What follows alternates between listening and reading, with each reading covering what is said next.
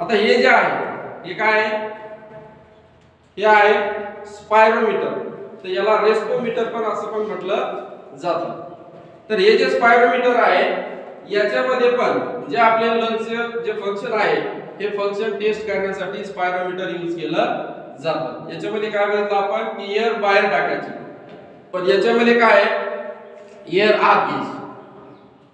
Air आत घ्यायची आहे म्हणजेच काय की याच्यामध्ये पण हे डिव्हाइस यूज करून आपण काय करू शकतो, आपल्या लंग्सचे जे काही फंक्शन आहे इनहेलेशन ते आपण चेक करू शकतो. तर यामध्ये 600 ते 1200 सीसी पर सेकंड एअर जे आहे ते आपण आत नॉर्मल पर्सन जो आहे तो घेत असतो 600 ते 1200 सीसी पर सेकंड. तर एवढ्या प्रमाणामध्ये आपण काय करत असतो, एअर आतमध्ये घेत असतो.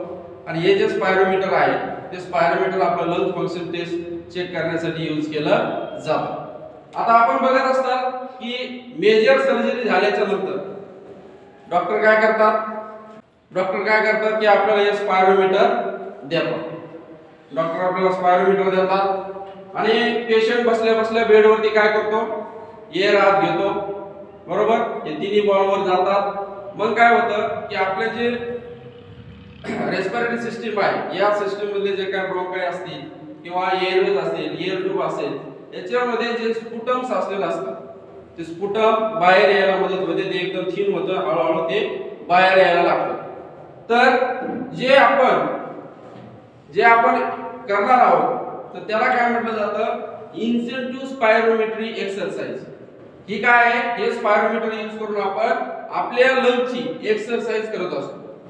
आणि याने काय होतं, ऑटोमॅटिक जे स्पुटम साचलेले आहे किंवा ते अतिशय प्रमाणामध्ये घट्ट झालेले आहे ते पातळ होऊन ऑटोमॅटिक आपण ज्यावेळेस कफिंग करू त्यावेळेस ते बाहेर येते.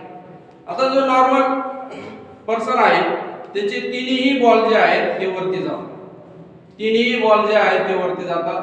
जर एखाद्या पेशंटची सर्जरी झालेली असेल, म्हणजे मॅक्झिमम सर्जरी झाली, मेजर सर्जरी झालेली असेल, तर त्या पेशंटची हळूहळू प्रमाणामध्ये हे जे तिन्ही बॉल जे आहेत ते वरती जात असतात.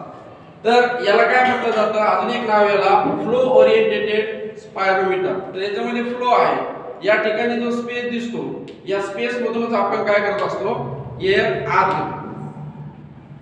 तर हा जो दिसतो याला काय म्हटलं जातं, माउथ पीस. याला काय म्हणतात, माउथ पीस.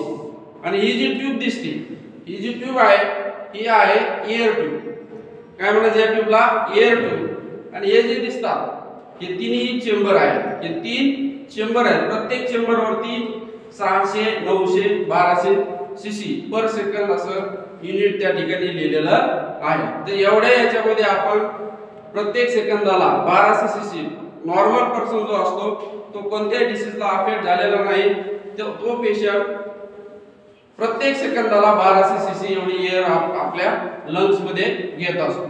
तर याची प्रोसेस काय आहे, त्याची प्रोसेस आहे की माउथ पीस जो आहे हा माउथ पीस आपल्या लिप मध्ये एकदम घट्ट हे करायचा.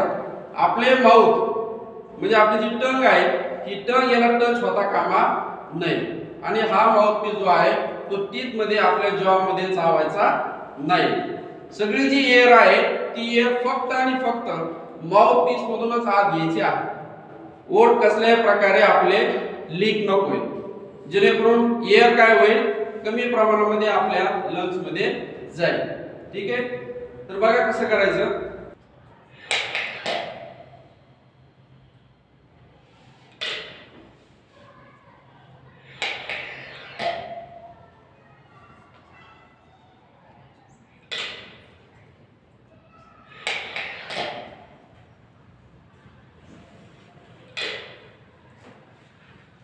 असं आपल्याला 10 वेळेस करायचं आहे.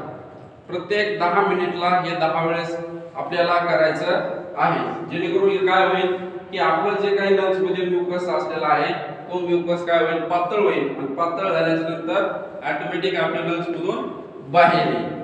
परंतु ज्यावेळेस आपण तिन्ही बॉल वरती जातात त्यावेळेस 10 सेकंदासाठी 4 ते 5 कमीत कमी जास्तीत जास्त 10 सेकंदासाठी हे जे बॉल्स आहेत हे बॉल होल्ड करून ठेवायचे आहे.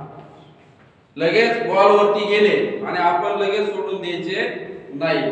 जर हे बॉल वरती गेल्याच्या नंतर आपल्याला काय करायचंय 10 सेकंदापर्यंत 5 ते 10 सेकंदापर्यंत आपल्याला काय करायचे हे बॉल जे आहेत हे होल्ड करून ठेवायचे आहे.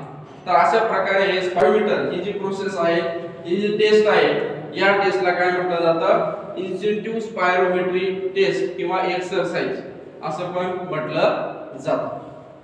ठीक आहे, कळलं स्पायरोमीटर कोणाला करायचंय का कोणाला